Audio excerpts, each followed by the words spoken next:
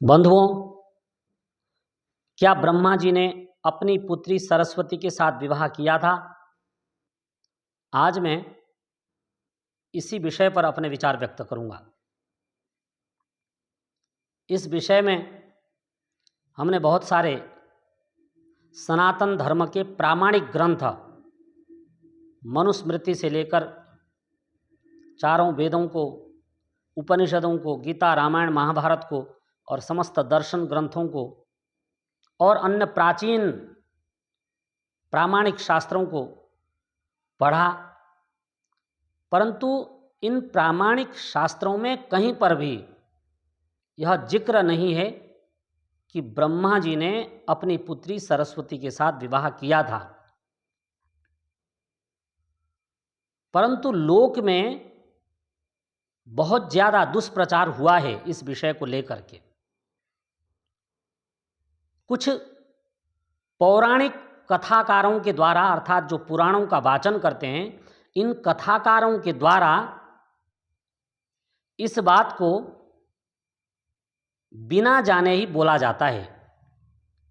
बहुत कथाकार कह देते हैं ब्रह्मा जी ने अपनी पुत्री सरस्वती के साथ विवाह किया था, परंतु मैं कहना चाहता हूं कि सबसे पहले जो ये दो शब्द हैं, इनके अर्थों को ठीक ठीक जानना जरूरी है। एक शब्द है ब्रह्म, और इस ब्रह्म शब्द के भी दो अर्थ हैं।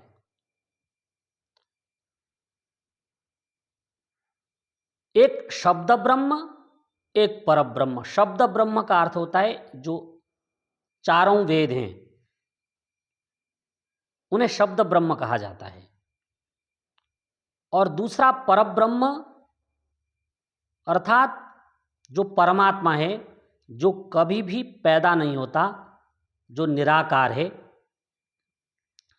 जिसने इस जगत की उत्पत्ति की, जो पालन कर रहा है और भविष्य में जो इस सृष्टि का संहार करेगा, वह परब्रह्म। यजुर्वेद के 40वें अध्याय के अंतिम मंत्र का अंतिम टुकड़ा है ओम खम ब्रह्म। इसका अर्थ होता है खम, आकाश के समान, आकाशवत जो व्यापक है। ब्रह्म सर्वेभ्यो गुणकर्म स्वरूपतो बृहत् इति ब्रह्म।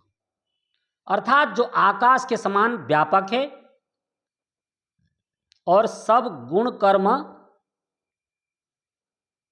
स्वरूप में सबसे बड़ा है,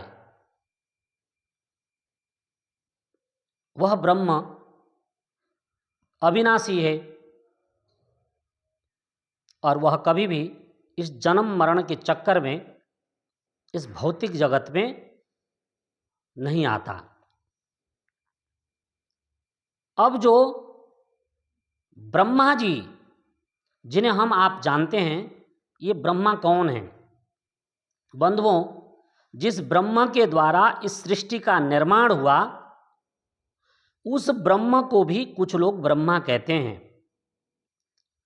तो उस जो ब्रह्म है, उसको यदि ब्रह्मा कहा जाएगा तो उसके तो पूरे जगत के जो जीव हैं, वे सब के सब उसके पुत्र पुत्रियां हैं, और वो सब अमैथुनी सृष्टि के द्वारा प्रारंभ में उत्पन्न हुए हैं।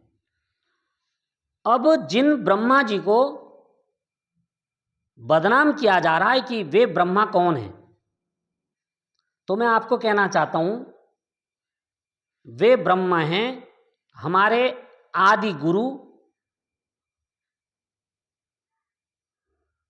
आदि आचार्य और आद्य ब्राह्मण। अर्थात जब सृष्टि की उत्पत्ति हुई और मनुष्य सृष्टि का निर्माण हुआ, तो जो हमारी सबसे पहली पीढ़ी थी, वह पीढ़ी ब्रह्मा जी वाली पीढ़ी थी। और ब्रह्मा, विष्णु और महेश, ये तीनों पहली पीढ़ी के देवता हैं और वे सब मनुष्यों से पैदा नहीं हुए, अपितु अमैथुनी सृष्टि के द्वारा ब्रह्मा विष्णु महेश को उस ब्रह्मा ने, उस परमात्मा ने इस जगत की व्यवस्था को व्यवस्थित बनाने के लिए इस धरती पर अमैथुनी सृष्टि के द्वारा इस धरती पर भेजा। जो प्रारंभ में अमैथुनी सृष्टि होती है उसमें ब्रह्मा विष्णु और महेश पैदा हुए और यही तीन त्रिदेव के नाम से मनुष्य सृष्टि की इतिहास में ये प्रसिद्ध हैं। इन्हें त्रिदेव कहा जाता है, ब्रह्मा विष्णु महेश। ब्रह्मा को काम दिया कि वे सृष्टि का निर्माण करेंगे और विष्णु इसका पालन करेंगे और शिव इसका संहार करेंगे। और उन्होंने यह कार्य प्रारंभ में बखूबी किया।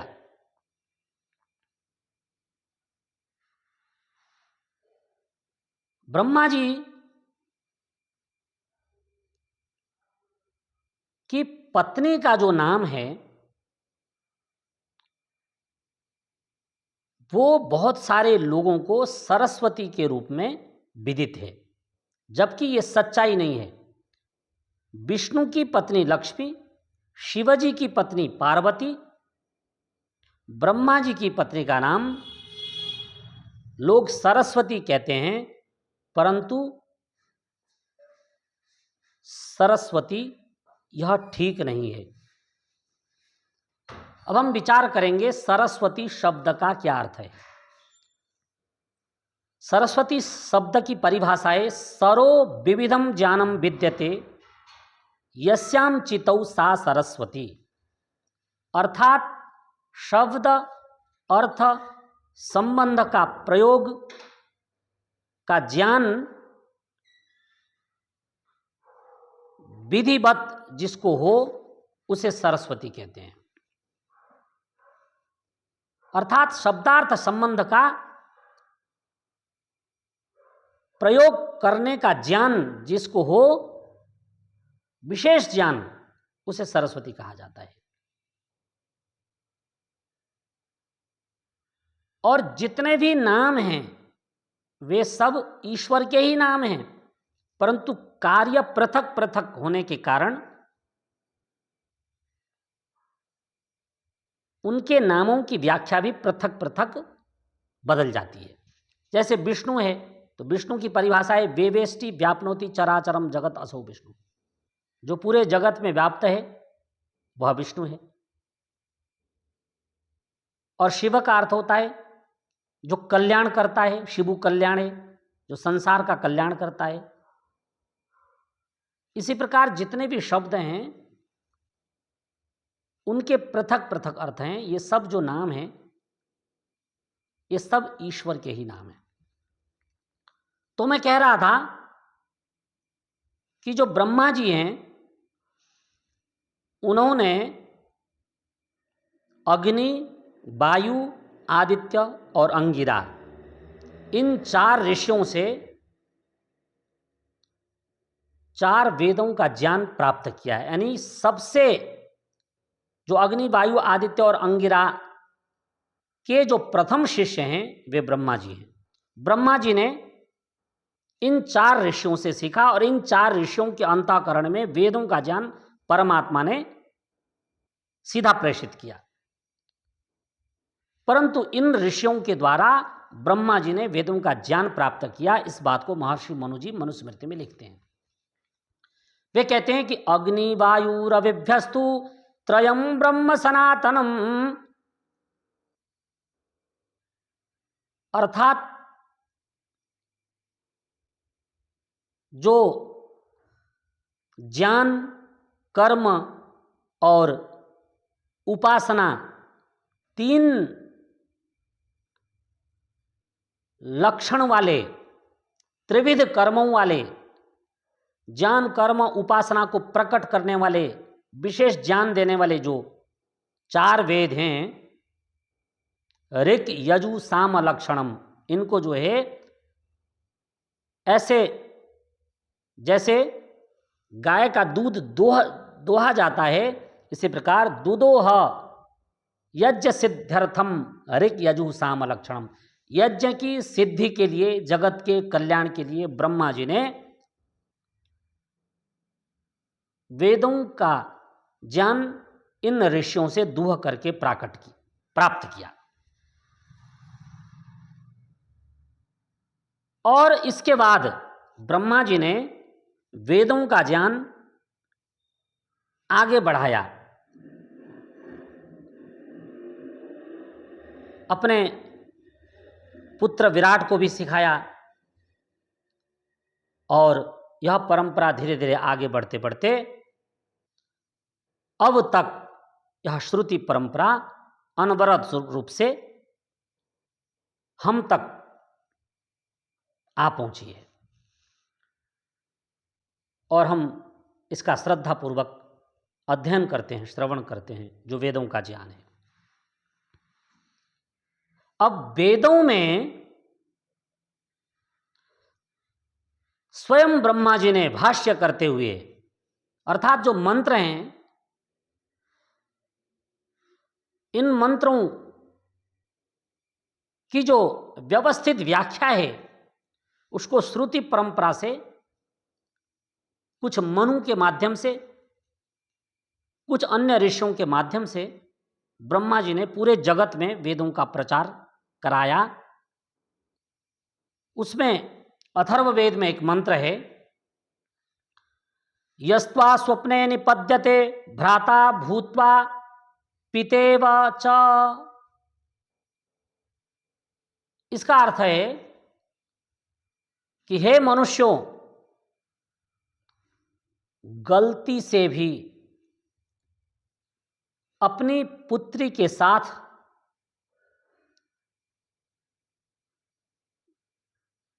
मानसिक संसर्ग मत करना। यस्त्वा स्वप्ने निपद्यते भ्राता भूत्वा पितेव च, अर्थात स्वप्न में भी कोई भाई अपनी बहन के बारे में गलत संसर्ग न सोचे, और पिता भी अपनी पुत्री के बारे में